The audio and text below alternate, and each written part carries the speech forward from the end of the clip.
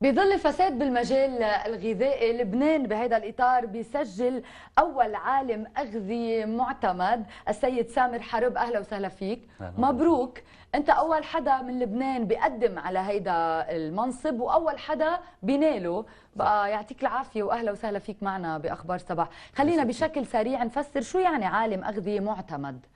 اوكي، هلا في عنا بنطاق الغذاء والتغذيه في شغلتين العالم عاده ما بيفرقوا بيناتهم. نعم. في عالم اغذيه وفي عالم تغذيه. عالم التغذيه هو نيوتريشنست او دايتيشن يلي مهتم بصحه الانسان، الدايت وطريقه الاكل وهي دول الاشياء. عالم الاغذيه هو فود تكنولوجيست بسموه، او فود ساينتست، يلي هو بيهتم بطريقه تصنيع الاكل، المحافظه على صلاحيه الاكل، ومراقبه هذا الاكل من قبل الانتاج، يعني من وقت المواد الاوليه لحديت كيف بيوصل للمستهلك. بس خلينا نقول للعالم انه نعم. حضرتك متخرج من لبنان، يعني هذا الاختصاص موجود بلبنان، حايز على ماستر بالفود تكنولوجي مثل ما قلت. نعم. من الاي يو. من الاي يو بي. من الاي يو بي. نعم. ايه، انا تخرجت بال 97 1997. معي بي اس نيوتريشن، بكالوريوس نيوتريشن تغذيه، وام اس فود تكنولوجي. كان عمر الاختصاص 10 سنين انا وقت تخرجت، وكنا 3 اشخاص بس. بس ليه بعد مش كتير معروف هالاختصاص بلبنان مع انه كتير بحاجه له؟ صح. هو اول شيء ما كان في جامعات بتعطي هذا الاختصاص. هلا حاليا بلشوا شوي شوي، معظم الجامعات عندهم هذا الاختصاص، وما كان في طلب عليه قبل.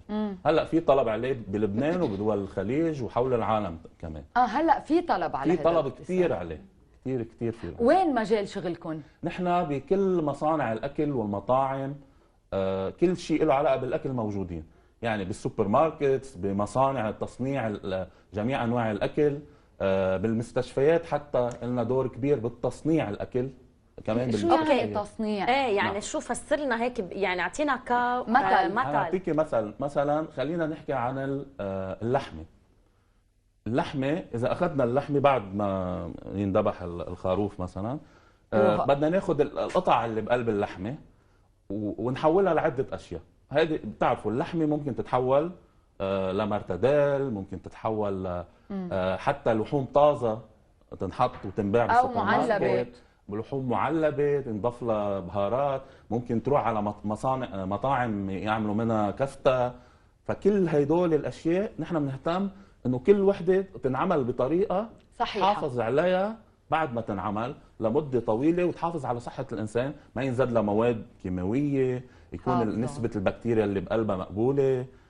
كل هدول. طب وين كن السوق اللبناني؟ ليه هالقد في فساد؟ نحن الحقيقه موجودين وكتار، بس سبب من الاسباب ليش عملوا هيدي الشهاده اللي عم بحكي عنها، هي كثير في تدخل من اشخاص ما لهم من غير اختصاصات بمجال انه ما خصهم، بس انه من غير اختصاصات. صح. يعني هلا اكيد كل الاختصاصات مهمه، بس لازم كل واحد يشتغل باختصاصه بمجاله. بالنسبه للفود تكنولوجي لازم الشخص يكون دارس فود تكنولوجي، عارف الاكل، عارف التصنيع، عارف شو بيصير بالاكل خلال التصنيع، خلال الحفظ. ما يكون عنده، لو عنده باك جراوند علميه، بس لازم يفوت ويدرس. يعني نحن هون عم نحكي عن اشخاص دارسين كيمستري او ما بعرف بيولوجي او نعم. هول الاختصاصات بنلاقيهم انه عم ياخذوا محل اختصاصكم انتم، هيك قصدك؟ صح. ونحن على فكره نحن بالجامعه بندرس جميع هدول اللي قلتيهم كلهم بناخذهم. نحن بندرس بيولوجي وكيمستري، بايوكيمستري، حتى سايكولوجي بناخذ طريقه، حتى السوسيولوجي، كيف طريقه الحكي مع الاولاد حتى ياكلوا. يعني بناخذ ميديكال بيولوجي، بناخذ يعني كرمال المرضى بالمستشفيات كمان، كلياته بناخذ بشكل عام. اكيد مايكروبيولوجي مهم جدا عنا، ومانجمنت بناخذ، لانه هذا الاختصاص مش بس باللاب بالمختبر، كمان الانسان ممكن يطلع فيه بالاداره، باداره المصانع، ويوصل رتب عاليه، يعني مراتب عاليه بالشركات. انا حاليا هلا بالسعوديه انا مدير عام الشركه مخابز والبيستري، يعني والبيكري لتشين سوبر ماركت بالمملكه السعوديه. عندنا 65. اوكي، اذا ما نحكي عن التيتر اللي اخذته، نعم. عالم اغذيه معتمد بالعالم، نعم. شو بتخولك؟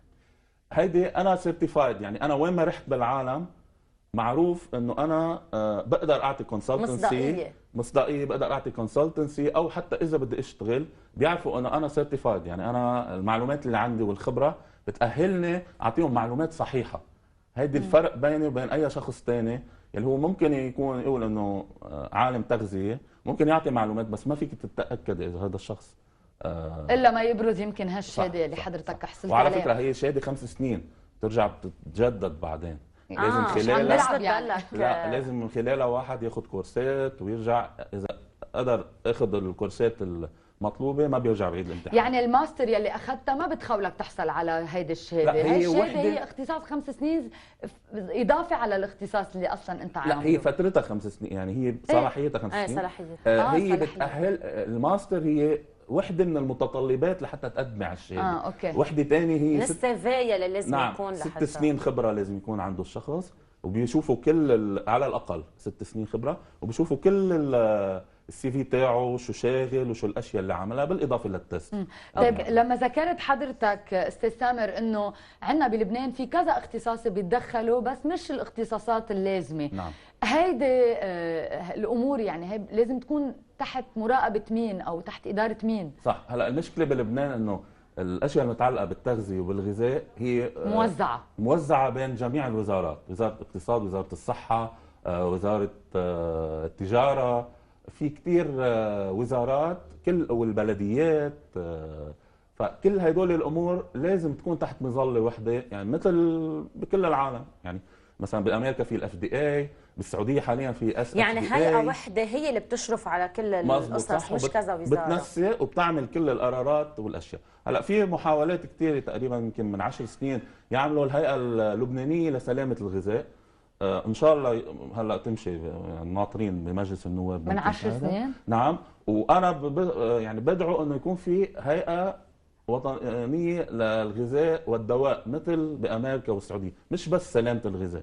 سلامه الغذاء هو جزء من المنظومه الشامله الغذاء بس والدواء. كيف مرتبطين الدواء بالغذاء؟ نفس الهيئه هي بتشرف على الاثنين؟ ايه، هي عندها عده اشياء. هن معتمدين انه اي شيء بيدخل على جسم الانسان هيدا يعتبر يعني يا اما غذاء يا اما دواء. طيب اكيد حضرتك يمكن بتشوف السوق اللبناني وبتراقب كل المنتجات، شو اكثر شيء خطر عن جد على بالاكل اللي نحن عم ناكله؟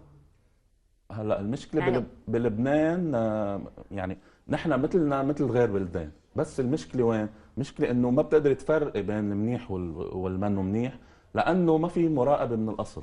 المراقبه من الاصل هي من المواد الاوليه. لما تجي اول شيء المواد الاوليه وقتها تجي هاي ممنوع تدخل على البلد، ها اول شيء. اذا دخلت وراحت انتشرت خلص. طيب يعني مش لصالح حدا هالهيئه. بعدين عندك مراقب. لصالح المواطن يلي ما حدا اخذ بعين الاعتبار مصالحه. صح. هلا مثلا قبل 1983 بكل العالم كانوا في شيء اسمه فود كواليتي كنترول. كواليتي كنترول يعني مراقبه الشغله بعد ما تنعمل. يعني انت عندك شيء عملتيه، اجى اكل، بيراقبوه، بيشوفوا البكتيريا، بيشوفوا الاشياء. هذا بياخذ وقت كثير، بياخذ شغل كثير. ايوه بيكون مثل ما بيقول مثل اللي ضرب والهرب، يعني عملنا الاكله خلص. صح. يعني بعد ال 83 بالعالم عملوا شيء اسمه كواليتي مانجمنت. كواليتي مانجمنت هي خلال التصنيع وقبل التصنيع بيتم اخذ عينات، بيتم مراقبه بطريقه انه خلال التصنيع اذا في اي مشكله بيتوقف وما بيكمل، ساعتها المنتج النهائي بيطلع نظيف تمام ونظيف. طيب قديش بمجالك وبعيدا عن الاختصاص والشغل صرت نيقه على الاكل؟ انا الحقيقه وقت درست صرت نيقه. ما نطرت لهلا اكيد. وشوي شوي اكيد عندي كثير اشياء، بس مش نيقه لانه انا باكل مثل كل العالم، يعني باكل فاست فود، باكل اشياء هيك، بس بحاول نقي الاشياء النظيفه، بحاول فوت على المطبخ شوف في عندهم.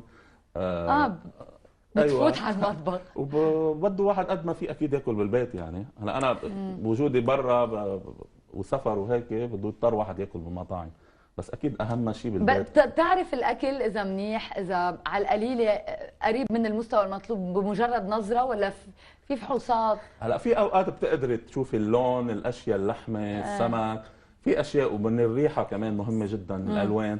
بس في اوقات لا، ما بتضطري تاخذي على المختبر. اوكي شفنا كنترول طبعا الحمله اللي قام فيها الوزير وائل ابو فاعور. نعم. قد ايه هيدا يمكن ضروريه، وقد ايه انتم كعلماء اغذيه كنتوا موجودين بهالحمله؟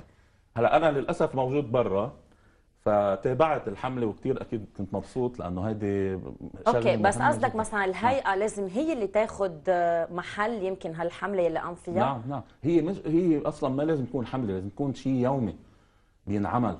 ومثل ما حكينا الكنترول لازم يكون قبل ما مش ينعمل حمله، الشيء. مش انه فتره معينه ايه يعني بيكون شيء دايم. في اشياء، في سيستم موجود. هلا كله بتعرف التكنولوجي صار موجود. يعني بعطيك اكزامبل كيف هلا عندنا بالسعوديه كيف عم ينعمل. كل شيء بيدخل على البلد ممنوع يدخل الا عبر هيدي الهيئه.